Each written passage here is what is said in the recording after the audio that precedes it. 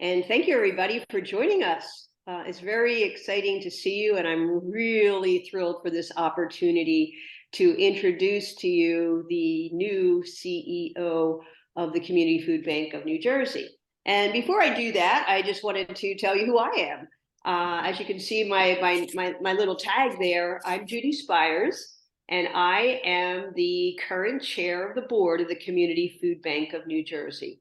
I've been in this position a little over a year now, but certainly not new to the Community Food Bank of New Jersey, which I joined in 2010 when I became the CEO of King's Markets and Balducci's. I've been in the supermarket business all my life since I was in high school. Fell in love with retail, fell in love with feeding people and feeding people the way they want to be fed. So my natural attraction to making sure we address this tremendous need in our state of food insecurity. When you learn that over 200,000 children go to bed at night not knowing where their next meal is going to come from, it's heartbreaking. It's compelling. It makes you committed to doing everything you possibly can to address this. So I've really been connected to this mission for a long time. When I was president of Acme Markets, I was on the board of Philabundance. And when I was the head of New Jersey operations, I was on the South Jersey Food Bank of New Jersey. So many, many years in my career, always with a penchant for making sure food gets to the right places.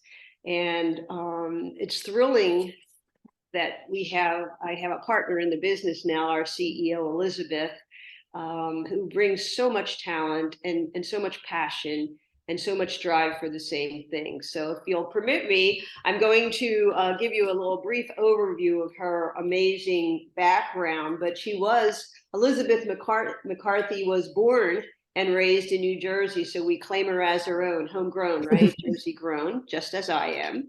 And she's been a leader in shaping and implementing programs that address immediate critical needs, as well as providing the tools and support effective for a long-term positive impact on communities. Since 2011, Elizabeth served as the CEO of Sheltering Arms, and that addressed the effects of social inequity for children and families in the most challenged areas of New York City. During her tenure there, the agency grew dramatically, adding wraparound services for families living in poverty, including education, mental health, and violence prevention programs. Elizabeth also serves on the board of directors and the steering committee for the Council of Family and Child Caring Agencies. She's the treasurer of the Developmental Disabilities Services Child Welfare Collaborative, LLC, and was a board member of the Children's Collaborative, Inc. Prior to joining us, and Sheltering Arms, Elizabeth served as the COO of Mercy First. She was a senior vice president for programs at Safe Horizon, an adjunct professor at NYU Wagner School, an assistant commissioner in the New York City Department of Homeless Services, and chief of staff in the Mayor's Office of Operations. She has an MBA in public and nonprofit management from Yale and a bachelor's degree from Boston College. We're very excited that Elizabeth has joined us, and today you get to meet her up close and personal. I know this is a Zoom venue, but the chat room is open. So make sure any questions you have along the way, just put them down in chat, and it's an open book, and we're here to address them and be with you for this time. And with that, I'm going to turn it over to you, Elizabeth. Welcome. Thank you so much, Judy. I've been at the food bank now for about 2 months, and I've learned an incredible amount, and I'm really fortunate to have such a supportive board chair and entire board of directors who really helped me sort of understand these issues very closely. I came to the food bank because I have, as Judy said, always worked in some of the most challenging areas.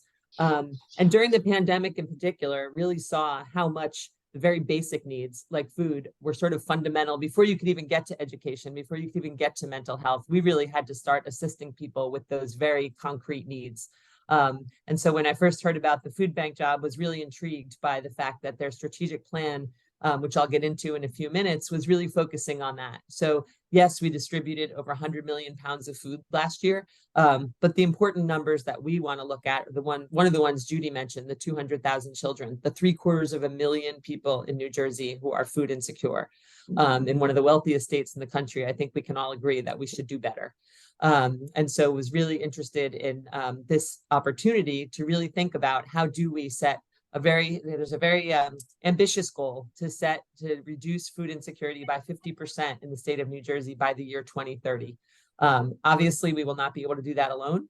We work in partnership with the other food banks in the state of New Jersey, with the State of New Jersey Office of Food Advocacy, and with our partner agencies, the food pantries and soup kitchens and places to whom we bring food and with whom we work on things like nutrition education. We are part of a very complex network of food delivery, and we could not do it without those partnerships. So thank you to those of you who are on here who are some of our partners.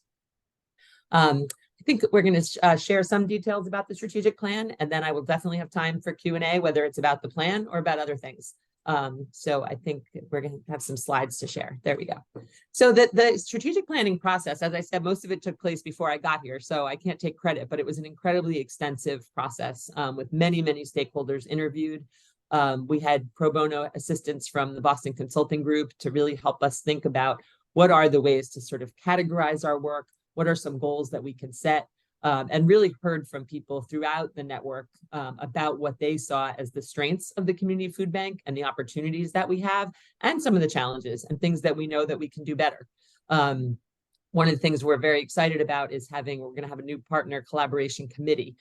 So members of our network will come to us, and when we have to make changes or have questions, to get input directly from the people that we serve about, some of the unintended consequences that might be there or things like that. So these are some of the questions that were asked during the strategic planning process. The most critical needs, how can we support those needs best? And what will help all of us together to move the needle in a post-COVID environment? And things that stand in our way. And then most importantly, and one of the things that I think is a real challenge that we're struggling with, how are we going to quantify and measure that success? So as I said, we know the number of meals that we serve to children. We know the number of family packs that we send out. We know the numbers of things, but really want to get to focus much more on the impact of those, on how we are able to make more households food secure. And then how do we prioritize some of those things? We have seen, in the past, I think everyone sort of thought coming out of COVID that we would see numbers start to decrease as the numbers have really stayed steady in the number of people who show up to pantries who need assistance. I think the inflation, especially in food, as we all know, I'm sure we all saw at the grocery store how much costs had gone up. And so for a lot of families, even families who, people are working, but they just can't make it from paycheck to paycheck anymore without some assistance. So starting to look at a lot of these questions is where the strategic plan began. Next slide. Great. Thank you. So part of what we do, again, as I said, is the food distribution. It's a huge part. Many of you have probably been to our warehouse, either you volunteered or you're with a partner agency, so you know that the logistics of this are huge. The truck drivers and the warehouse, and so a big piece of it is going into the immediate hunger relief. You've come and see our kitchens where we're preparing meals for children. Our Women Fighting Hunger group, who works closely with college pantries, and then we do crisis response for the whole Northeast, and senior delivery, and those are really important things, and we are in no means getting away from food distribution. It is fundamental to who we are, but we don't want to do just immediate food distribution. So we're really looking at other ways, including SNAP enrollment. Some people might not know that SNAP is what we used to refer to as food stamps. It's the name for it. There are so many people who are eligible who are not getting that assistance because either they don't know about it or they don't know how to apply. And so we are out in the communities, going and helping people enroll for SNAP benefits, and literally sitting at the computer with them and helping them apply, because not everyone is, computer literate or knows how to upload documents. So really working hand in hand, and we have a mobile van that does that. So we can go to, certain housing areas, or we can go to senior centers or different places around the state and meet them there and help our neighbors to get that education. We're also doing workforce development. We, for a long time, have done culinary training programs, but have recently added a warehouse training program. So we just had our third graduating class of people coming into our warehouse, learning how to use a pallet jack, use a forklift, very marketable skills. And so, there's so many places in New Jersey, like Amazon, like Home Depot, that really want people with those skills. And so we're excited about that opportunity. And many of the people in our culinary training programs come through reentry programs. So by number one way to cut down recidivism of people in the criminal justice system is work. So really giving people that opportunity and finding ways for them to re-enter the workforce is just so important. And then other things, the diaper program, the period initiative, things that we know statistically, those are things that keep women out of work sometimes, that they don't have hygiene supplies, that they don't have diapers for their children, so they can't bring them to daycare. So those are all things that are sort of supplemental to the food, but we think will help people be able to be in the workforce, be able to hopefully become food secure over time. So three big priorities that I'll go through, and there are, if anyone's very interested in this, there are many, many tasks and things that lead up to these that we could get into more detail at some time, but just to give people a sense of kind of what matters and where we're headed. So as I said, the number one priority is about our distribution, because that is a bulk of what we do. New and better distribution. So really looking at our efficiency and our reliability. So when we're delivering to 800 partners, it can be difficult to be on time every time, but it's a really important goal, because many of our pantries are run by volunteers. And so if we say we're coming at Tuesday at 10 o'clock, that's when they have volunteers there ready to go, ready to unpack the food, ready to help people. So if we're not on time, then we sort of can mess up that whole process and the whole ecosystem. So really working on our efficiency by using routing software for our trucks. We have a new warehouse tracking system so that the deliveries that people do get are going to have a much higher, we're already pretty accurate in our deliveries, but a higher accuracy rate in what people are getting so that they know what to expect. We don't just show up and give people, whatever food we happen to have. They need to know the culture of their communities, who they're serving, and so they can make requests. Some of our partners didn't have enough, refrigeration space or freezer space. We need to know that so that we're not bringing them food that they can't successfully distribute to their communities, and also need to help them in some of those investments. So if there's a food pantry that can do more and could have better capacity, if they had a freezer or a refrigerator, we are helping people with that with grants.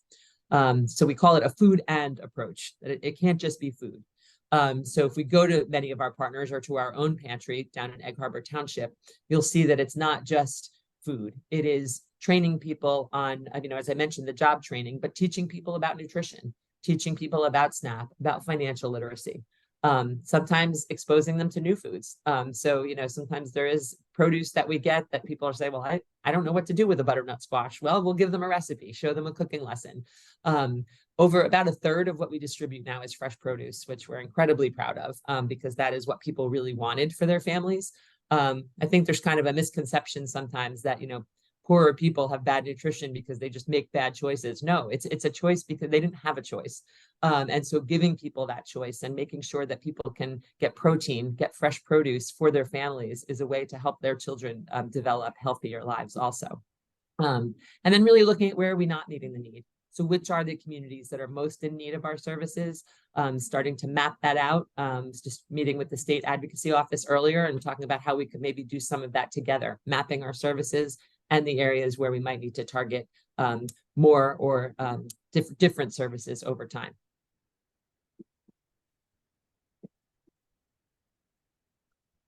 Healthy and nourishing food. So again, it's not just about the pounds of food. And I mentioned, the produce and the protein, that those are the main things that our partners have really been requesting. So wherever possible, where we can get those things to people, especially as prices have gone up. And the more we can buy from local farms, the better. So we often put the produce, whether we get some of our food by donation, but some we do purchase. And because we're so large, we have much better purchasing power than it would be if individuals were able to buy it. So we can work with local farmers, work with local vendors, and really try as much as possible to get very healthy food for people's families, including special packs and special recipes for people who might have diabetes or heart issues, and really giving them those medically tailored meals, recipes, lessons in how to reverse some of those health outcomes. And all of those things in the long run will save the state of New Jersey money, right? It's incredibly expensive to have some people who have high diabetes rates in communities or health issues. So.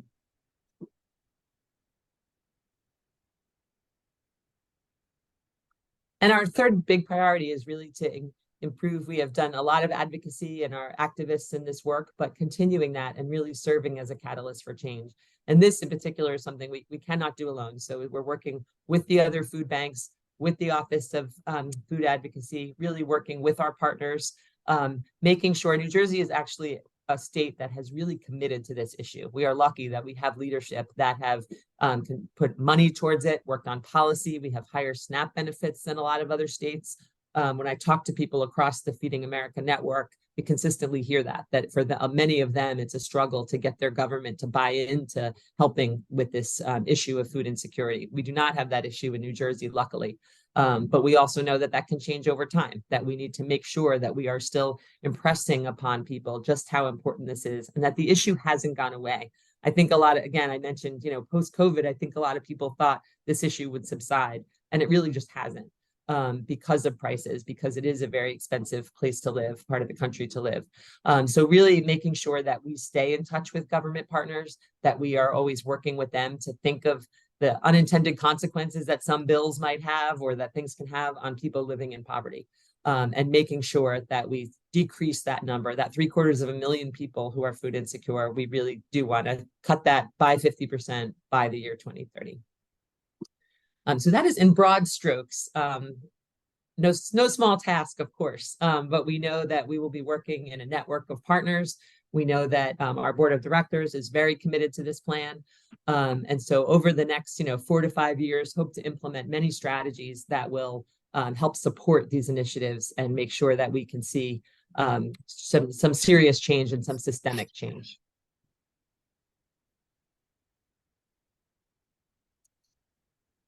So I think we are going to take some questions.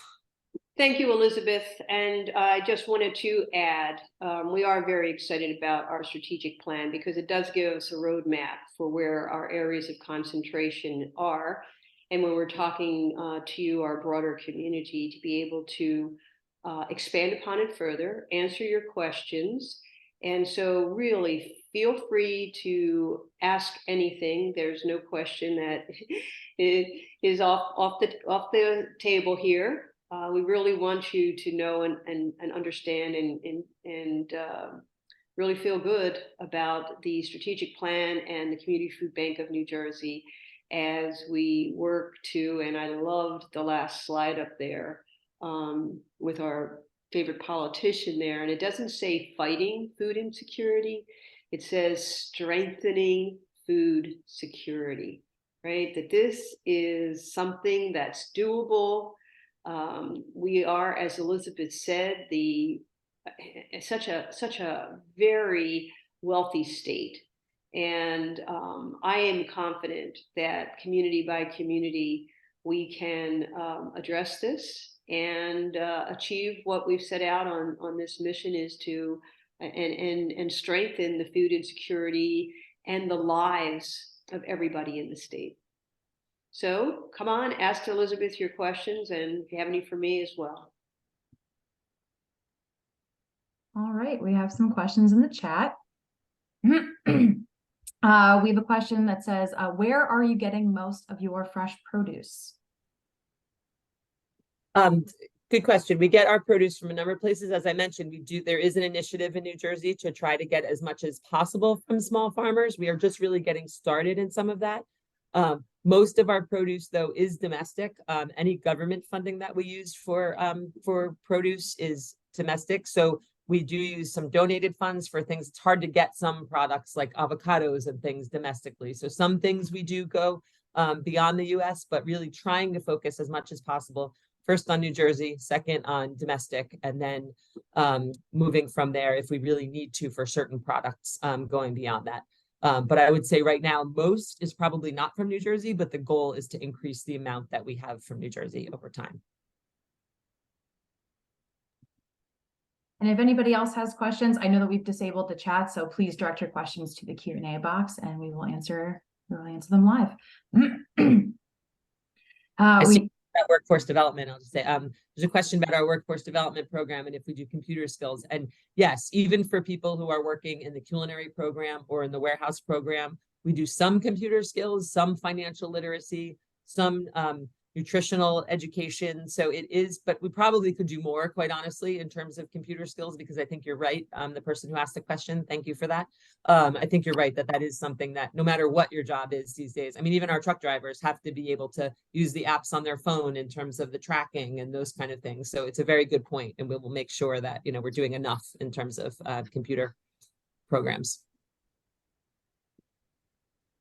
We have a question from Carmine DeMarco from the Food Brigade. With respect to priority number 3 and the goals of serving as an investor in the food security ecosystem, knowing each other better, listening more, supporting partners' varied needs, other than the Partner Collaboration Council, are there any other programs along those lines in the works at this time?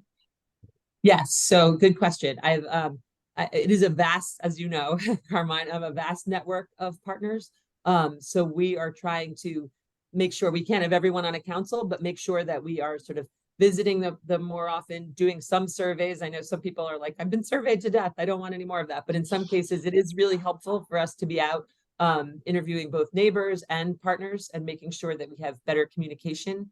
Our technology at this point has been not sophisticated enough that, like, our truck driver might go to visit one site and then the next day a nutrition education person might be there and they don't even know that each other have just been to visit or that they heard some feedback. So getting a better database where people on our teams can communicate better is also a priority. So I think working with each pantry about the team that they have from the food bank that comes there is important, but also open to ideas. You know, if anybody has ideas, how we can better hear from, it is such a large network and a very diverse network in terms of very small pantries that are maybe open once a month versus very large ones that feed, you know, thousands of people and are open all the time. So we are definitely open to ideas. The Partner Collaboration Council is just one way, and we do not think it is going to solve all the issues. So definitely open to hearing, you know, ideas that come up for that. We have another workforce development question from someone named Richard. So how is the larger community advised about the existence of and eligibility for our workforce training programs? How are candidates selected? Great question. So we work with the Department of Labor in part. So that is one way. If people go there and are needing a training program, that's one place they hear. But we also, at all of the places, when we go to food pantries, when we're delivering food, we give them flyers, we hang things up, we try to make sure that our partners know about these programs. They are on site in Hillside, so obviously the geography matters to some degree. So it would have to be somebody who can get here every day. So it's not for throughout the state, unfortunately. Not that we wouldn't disqualify people from a different area, but just practically speaking, for them to be able to get here. And then there is an interview process, but it's really about making sure that it's somebody who can commit to the rigors of the program, that can be here on time every day. We do not disqualify people for things, as I mentioned, like a criminal history. So really, really want to open the doors as wide as possible for those programs. I have a question about nutrition education from John.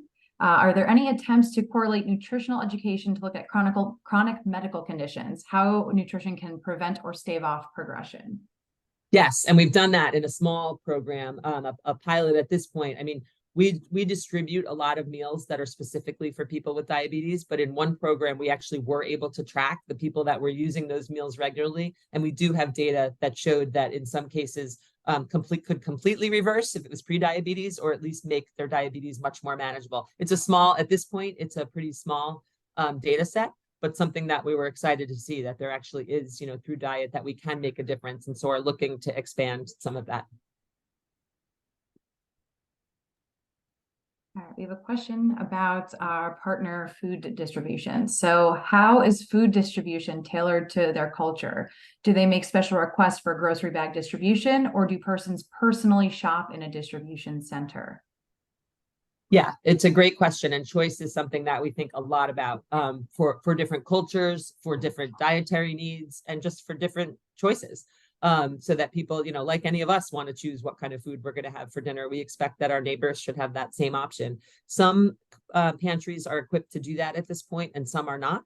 From an ordering perspective, yes, if a pantry is ordering food from us, where possible, where we have, the different items that they want, they can choose which items they are getting.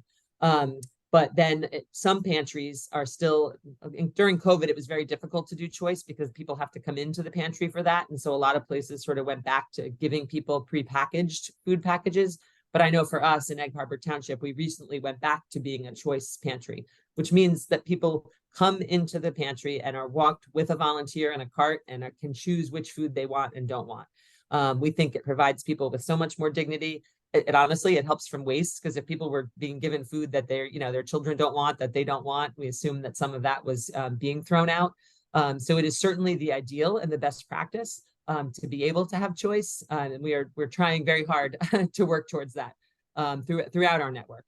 And we actually have an initiative called Growing Healthy Pantries with a toolkit about how people can follow to do that if they want to. Thanks to the Horizon Foundation of New Jersey, they sponsored us for this planning grant to work with the other food banks, and we have a nutrition policy. We have really guidelines that can help people make their pantries more about choice. And also things like we have an initiative where we ask people to donate like spices and things also. And I think people used to have the mindset like, you should just, that you need peanut butter, you need beans and rice, you need vegetables, which is all true. But if we want people to eat healthy, I know for all of us, like if we're cooking dinner, I'm sure we like to use spices and things to make them culturally appropriate, or just to make some of the food taste better. And so we're really, we think things like condiments and spices are often very much requested from our network. And so we've been trying to use some of that. While we're on the topic of food and distributions, we have a few questions about where do we get most of our meat from? Good question. So I don't know the breakdown, and we can do a follow-up Q&A on our website or something that has it, because I couldn't tell you the breakdown, but I can tell you we have 3 sources for our food. So some of our food is directly from the US government. So the USDA brings us some food. And then we have a lot of food that is donated from grocery stores, from distributors. So that is one piece of it. And then the other piece is food that we purchase. But I don't know the source of that. So we can definitely follow up. Yeah, we have lots of great questions in the Q&A, and some people looking for more information about workforce development and other programs. So we have your contact information. You can definitely share more about those programs. How are we preventing food waste? What have we done before, and how are we looking to expand our processes? Expand our what? The food waste processes. How okay. are we preventing it? What have we done? Where have we been? Where are we going? Got it. So one part is choice. So sending people food that they actually want is some things. We had some items and some things that we did get from the federal government that we've started hearing from our partners. You know what? This is not food that we feel comfortable serving to people. And we felt the same way when we looked at what went into it. And so we no longer are taking distribution of that. So we're not taking things, throwing it out, or bringing pantries things that then they have to throw out. Occasionally with produce donations, we might get things too close to the time that they're still in good shape. And so there is some produce that when we get it here from donations, not from purchased things, but from donations, that we don't serve, that we don't distribute to the pantries, because by the time it gets here from a grocery store or something, it might not be in the best shape. And so for that, we do have something right on site that composts it all.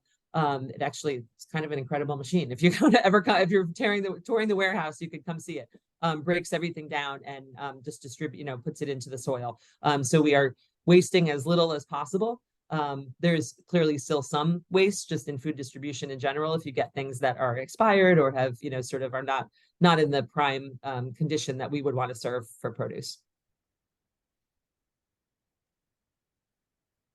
I have one brief update. We have a staff member watching right now who just sent us the food sourcing breakdown. Oh. 36% donated, 13% government, and 51% purchased by us. So CFBNJ is purchasing more food than it ever has had to before. Another question related to SNAP. Has the inability of Congress to approve the debt ceiling going to impact areas such as SNAP and other food security related programs? Great question. We just were talking to the governor's office this morning, actually, about the possibility of a federal shutdown and what that means for us, for our neighbors, and for them. And the answer is that if it's a relatively short shutdown, it should not disrupt SNAP or WIC. They say for about a month at least, there should not be a disruption in SNAP. For WIC, New Jersey is actually well positioned. I think they said we have about 45 days. WIC is for women and infants.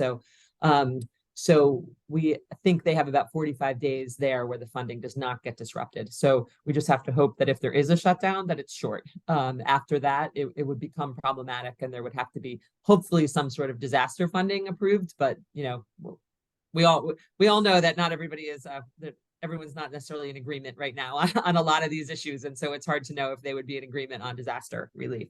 But one thing we are doing, and what we offered to the governor's office, was really looking at the federal employees who live in New Jersey and who will not be getting paychecks if there is a shutdown, and how we can help there. So in the past, we have done distributions near the airport for airport workers that are now no longer getting paid. There are some in the Trenton area. They know that there's a concentration, and then some of the military bases. So we're working with the other food banks and with the governor's office to see if we can be as helpful as possible if there is a shutdown, to make sure that these federal employees are not struggling to feed their families.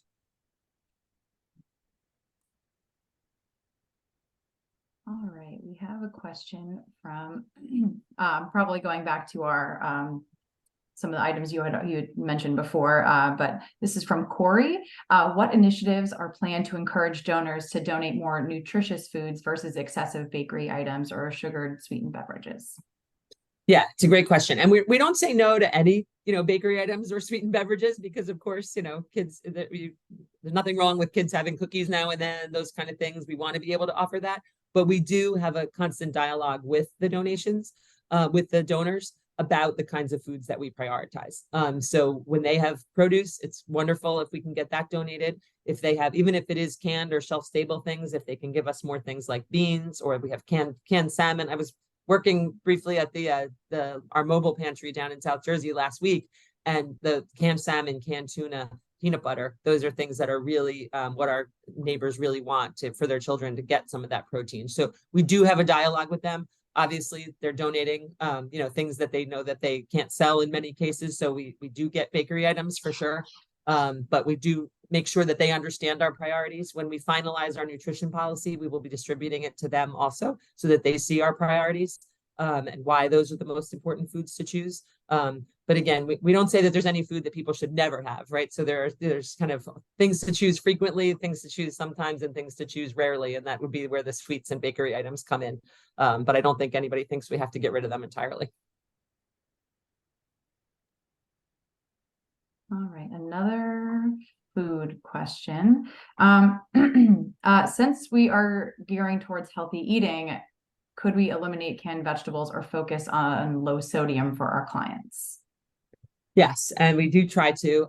Some people want some canned vegetables, so I don't think we will be eliminating canned vegetables because there are some people who maybe don't even have refrigeration, need to have some canned things, but definitely looking for the mix to be mostly fresh produce. And we do have an increased number of low sodium items that we're putting out, especially with our heart healthy initiatives.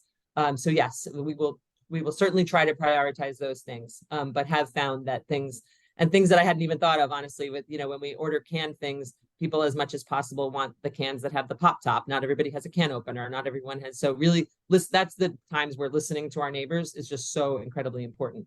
Sometimes we get like whole chickens, and we thought people would be excited about the whole chickens. Not everyone has an oven to cook the whole chicken in. So they actually wanted, smaller pieces of chicken. So that's the kind of thing that we just have to always be responsive and have a dialogue with our partners.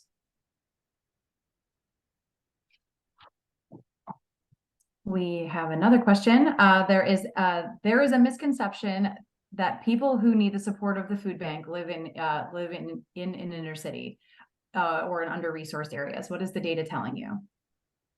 Right. Well, and they do live in cities, but they also live in very rural areas. And I think the fact that we are in North Jersey, which has more of the cities, and then down in South Jersey, we see that firsthand. So yes, the data is absolutely telling us that in some cases, the poverty in South Jersey is actually harder for people because it's so far, you've heard the term food deserts. It can take people a long time, a lot of gas to get to a grocery store, even to get to a food pantry. So we are, as I said, sort of mapping that out and looking at our saturation in different neighborhoods, where the need is versus where we can be. And that's where things like our mobile pantries really just come so in handy, because if you have to get to somebody who, has to drive 20 minutes, 30 minutes to get to a pantry, that's now a financial burden for them. It could be a burden of time. So the more we can get closer to our neighbors, that is a better way to serve people. But that is the exact kind of data that we're looking at right now. And looking to analyze of sort of where are the pockets where we have a lot of distribution versus places where it's rare, and looking for new partners or using our mobile pantries in those more rural areas. But absolutely, there's, poverty throughout the state. And in some cases, yes, I think rural poverty is a harder thing to tackle because there aren't as many resources there. If I may make a comment here for you to expand on, Elizabeth, and that is, I love the question. Because we really, some people think of feeding the people that just are in the cities and aren't working. And really, our client is so much the working poor. It's the college student. It's the senior citizen. And it is amazing, when you really break it down and understand that it's not just the one picture, right? It's throughout the entire state. And it's in our rich communities as well as our challenged inner city communities. So you might want to comment a little bit more on that. I know that you're passionate about that, Elizabeth. Yeah, I think when we do look at that, then I think that's a really good point, that some of the, towns that people think of as wealthy towns still have many people living in food insecurity. And it could be a temporary situation for some, if someone, is laid off from their job, things like that. But there also are people living in those areas that are, so it's really throughout the state. I do think, as I said, it was down in South Jersey with the more rural things. I do think it's a harder challenge in some ways because of the geography. And so just getting to serve people there. And college students is a great point. I think that's the kind of hunger that's been hidden for a long time that people didn't necessarily think of. You think of a college student, they're on campus, there are resources there. It's actually for children who are in poverty and then manage to go to college. Many get enough financial assistance to cover tuition. Then one of the number one reasons that people living in poverty drop out of college is because they can't afford all the other aspects. It's not the tuition. It is, get transportation, food, books, all the things that you need to be a success in college. So I'm thrilled that our Women Fighting Hunger group has been working so closely with the college pantries. And I think it's something that we want to keep working on and expanding because it is populations that people don't think of as food insecure are really people that we want to make sure that we have a way to reach. Great, and probably working a couple jobs to try to do whatever they can. And I think that's how we have to open our minds, that in every aspect, think of the working poor that are really, the rent gets paid first or the tuition gets paid first. And then what's left over is where we have to come in and really support and help in a very good way. By giving them is all the questions. I love the questions about nutrition, which is our focus, the quality of food, choice, dignity. It all just resonates around what we stand for and what together we're all working to do.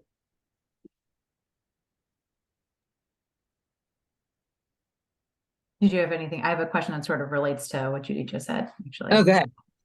So speaking of quality, who examines the food that is donated and what the process of making sure it is fit for distribution?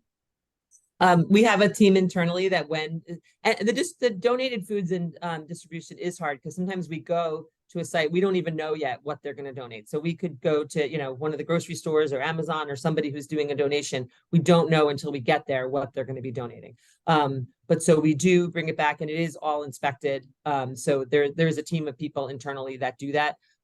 We, not to say it's always been perfect. I know, a couple partners have told me they do get some fruit that's like overripe and that they really can't serve. We try to minimize that. And we'll certainly continue to try to do that. But everything that comes in is examined for, expiration dates, or just for produce. It's really just looking at it and examining it and making sure that it's in the kind of condition that we want to serve to our neighbors. All right, switching gears a little bit to some operational questions. So operationally, what is your biggest bottleneck / pain point? And what are your, so it's a two-part question, and what are your 2 to 3 top operational improvement goals? I think well, first of all, our warehouse, because our volume has gone up so much, this warehouse, first of all, it was not built to be a food bank. We're very lucky that it was donated, but it was not built for that and has been kind of retrofitted. So we're actually going through now. Our plan on that one is to really look at, is this building one that we can adapt to be more for a food bank? So for example, we have loading docks that the trucks that come in and the trucks that go out have to come to the same loading docks. We make it work, but it's very difficult logistically, as opposed to if you had, a separate set of loading docks the way some other places have. We can't, store as much food. As I said, we're now distributing 100 million pounds. We had to get extra space in another warehouse to store some of our food. So that one of our biggest challenges is just the physical plant. We have been making it work, but there might be some things. We're having a study done right now by a company that can help us know, is there a way to make this building work? Are we in need of a new warehouse at some point? And really just getting started in, that analysis of what can be done in the current building. So that's one. I think another is we're just implementing now a warehouse tracking system, meaning that like everyone you'd see in the warehouse has, a scanner and can go around and everything's barcoded, and it just gets the efficiency so much up more and the accuracy. So that is something, implementing that right now. And that is probably one of our other big bottlenecks, is just that, there's sometimes the way things are sorted or where the donations are, it just takes sort of extra manual processes to get food out the door. So that's another one. And then last, I guess, is, the trucks themselves. So as I mentioned earlier, now we have much better tracking of our trucks, can help much better with routing. So to make sure that we can get our accuracy and our time deliveries up and running. But yeah, it is a huge logistical and people keep telling me that I haven't seen anything yet because we're getting into turkey season. And so I will soon, see that this place will just be completely full to the rafters, that all the new freezer space that we have and everything will be full. And I'm excited about that. It's great, but it just does, we are at pretty much at our limit for how much food we can store in this building. And so that is something that we are looking at.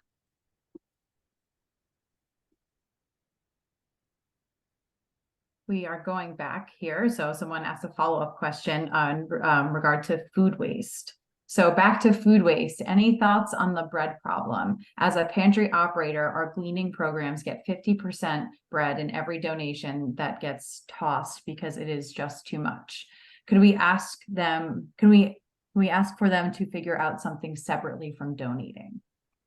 Yeah, it's a good question. It's interesting because when I was down at our mobile pantry last week, there was an awful lot of bread towards the end. Now, people were willing to take it first. They were kind of like, well, I only need 1 loaf. And they said, actually, I can take 2 or 3. Maybe I will use 2 or 3. I was struck by how people in this line who we know are hungry were still saying, like, one guy wanted milk, but then he said, you know what, there's not that much milk. You don't have that much milk today. I see some people with kids here. I'm going to pass on the milk, even though he was, further up in line. So that's an aside, but I just wanted to say it's really sort of heartwarming, the generosity of our neighbors to each other. But we do seem to get too much bread, obviously, because it's something that doesn't have as long a shelf life. But yeah, we can continue to work with people who donate to us and really try to, get to more of the healthy foods that we all really want. It's one of those things you don't always want to say no, because maybe somebody will want it, but I totally understand what you're saying. And I saw it for myself that sometimes there is just, I think at the end of it, once our whole line was gone, all we had left was bread and onions, and everything else was very much in demand. Going back to college pantries, which we had mentioned a few minutes ago. So how do you address the stigma? This is from one of our college pantry managers. So how do you address the stigma that college students face when they need to access campus food pantries or other forms of assistance? We want to create a welcoming and inclusive environment for our students, so we don't have require or check their income levels. But this means that they can't receive some of the food supplies that are available from federal or state sources because of income verification rules. Can you please advocate for changing these rules or finding alternative solutions for us? Yeah, I mean, the stigma issue is real in all of our services, right? I mean, we have faced the same thing sometimes even with some of our child feeding programs. Like younger children maybe didn't notice as much, but it's one of the reasons that there's some legislation in New Jersey that I don't know if it'll pass or not, but pushing for universal availability of free lunch in schools, so that it isn't, one kid is getting a free lunch and the other one is not, and that there isn't sort of at the age where they start to notice that kind of thing. Because even our family packs, which is something that, we can send a child home on a Friday with some extra food to help supplement their family's household through the weekend. But you don't want it to be something that, the people who walk out carrying a box are the people who feel that stigma. And so it's something we're kind of always working on and trying to make it available. I think the college pantry one is tough. I mean, I know I've seen some colleges that have it on their social media that like anybody can come. And so it does sort of normalize it, that it's something that's available. And, I've seen people put out like today we have lots of bananas if you want to come by and stuff, so that somebody might just be going because they're on campus and they just, forgot to bring their lunch that day, whereas somebody else is really food insecure. I think as open as we can be, and then just making sure that we're still trying to educate people. Someone who comes to the pantry might not qualify for SNAP, might not do this, and might not have any benefits that they could get, but some people will. So trying to educate everyone and hoping that somebody, will come back to us. We might just give them a flyer on it. They're not going to do it today because of the stigma, or they don't want, other people to see them applying. So I think all we can do is just be as, generous as possible. I do think that, it is hard for the people. You have to be documented, first of all, in this country to qualify for SNAP. So that rules out some people right there. And college students too, if they're not working a certain number of hours, they don't qualify. So it's tricky. I think, we'd love to further that conversation with colleges and think about how they can make it as available and accessible as possible without the stigma. But it's something we think about in all of our programs. It is, I don't think was nobody's dream to go to a food pantry of any kind. And so just making sure that we make people feel welcome and that, it's not that there is no shame in being at a pantry.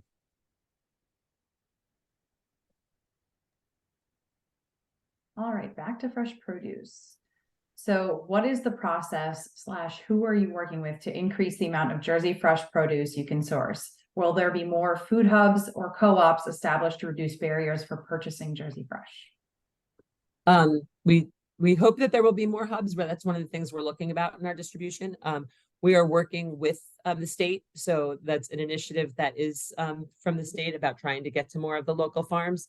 So we're really working as much as possible to maximize that. It is a logistical, it's much more difficult logistically to go to lots of small farms as opposed to purchasing things. So that's just something, not to say it isn't worth it, but another thing that we have to sort of factor in. Does that mean that, we have to have another truck that's just going around to pick up produce at local farms? What are the costs that go into that? But it is a state initiative, and we are working closely with them to make sure that we, get those introductions, make sure that we're working with particularly people who are not traditional in the farming space. So women-owned farms, minority-owned farms, really making sure that those connections are built. But that is an initiative that's really, just getting underway in any large numbers. All right, completely changing topics here, going to support of the food bank. So have monetary donations dropped since the pandemic has become less overwhelming? I know the need has lessened, but has not lessened, but has support. Yes, I think, during the pandemic, we got a lot of emergency, everyone just wanted to help. I think everybody saw the problems up close. And so, yes, monetary support, we still have incredible, generous donors. So I'm not, I don't think it's fallen from if we went to sort of pre-pandemic times, but definitely we have fewer donations now, or smaller donations than we did during the pandemic. So, and, part of that is just human nature. When you see a need in front of you all the time on the news, everywhere else, I think it was much more in people's minds. But we do have, as I said, many generous supporters. So we're very fortunate, and financial supporters and volunteers. I mean, again, many of you have probably volunteered here or been here. we could not do what we do without volunteers. So we have, people coming in today. I saw a group of, about 40 people that were here. Any given day, we have, up to 100 people sometimes here helping us sort food, pack food. We really couldn't operate without the generosity of our donors with both their time and their finances.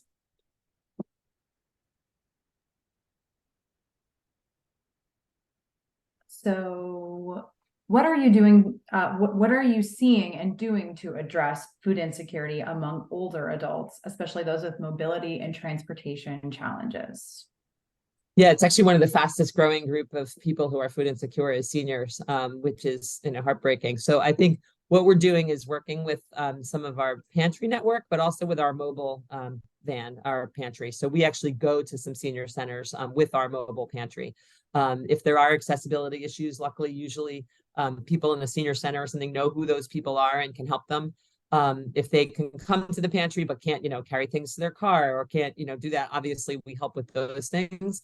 But really working with community groups wherever possible and making sure that if they have people who, can't come downstairs even to the mobile pantry, that they have some people there to assist and get to them. But I think it's something that we have to probably look into even more, making sure that we're increasing. As I said, those are the people where the food insecurity is kind of invisible. And we want to make sure that we are, able to meet their needs. So we have worked very closely with many of our partners, but we're open to other ideas of ways to do that also.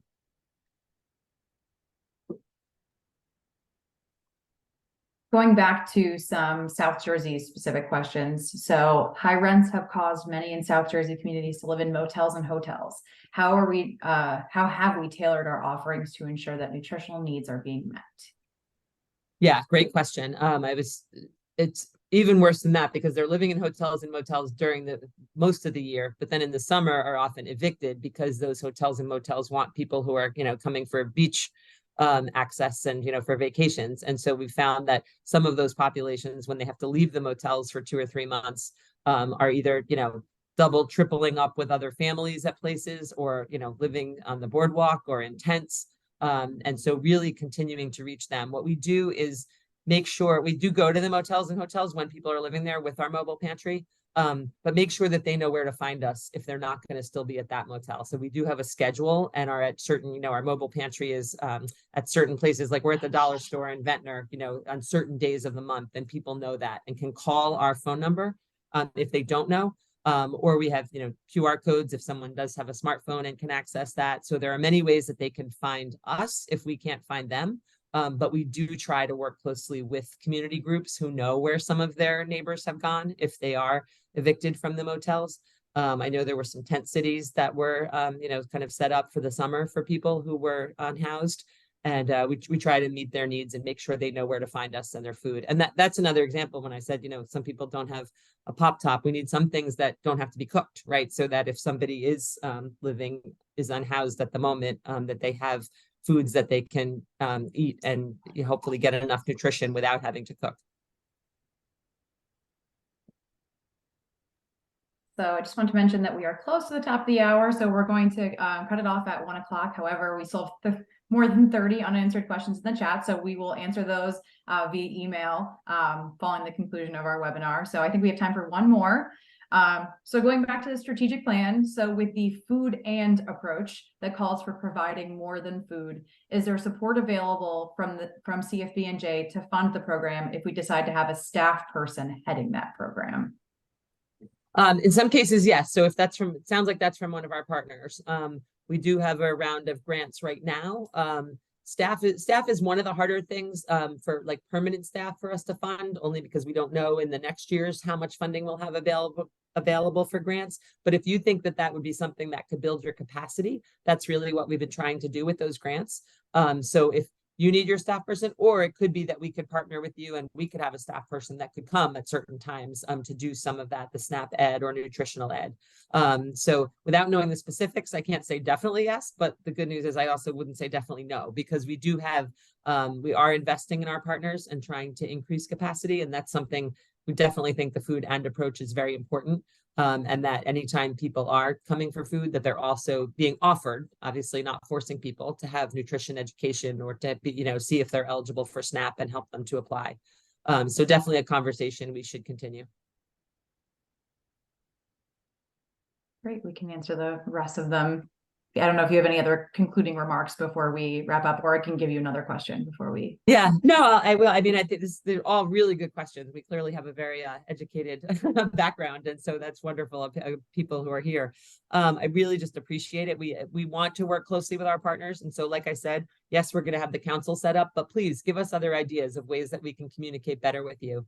It's something we're always open to. And as Megan said, we can send the questions out by Q&A. We'll also maybe put them in like a link to it in social media or something, because I see some people on here are anonymous. We might not have your email address, but we can certainly make sure that we get things out. Otherwise, you can pose questions to us through the website or on our email addresses. So please, the more communication, the better. We really want to hear from people. And I talked to a partner the other day and she said, well, I have good things to tell you, but I also have some not as good things. I was like, that's great. Like, I can't fix something if I don't know what's broken. So it's not that I only want to hear praise or thanks, although, we'll take praise and thanks when it's earned. But we certainly also want to be able to address any issues that come up with our partners or with our individual neighbors who we serve. I'm very excited to be here. It's been really just amazing to get to know the staff here, the volunteers and the board. Everyone here just has such a commitment to working on this issue in partnership with the other food banks and with our food pantries. I really do feel like we can really all together kind of impact the food security in New Jersey. But thank you all for being here and for your interest. And hopefully this is the beginning of a discussion and not an end. I am happy to do, if these Zooms are people find this interesting and helpful, I'm happy to do these from time to time again and just sort of send out an invitation. So just let us know the best ways that you think hearing from us is helpful and ways that we can hear from you. Thank you, Elizabeth. Thank you, everyone. Take care.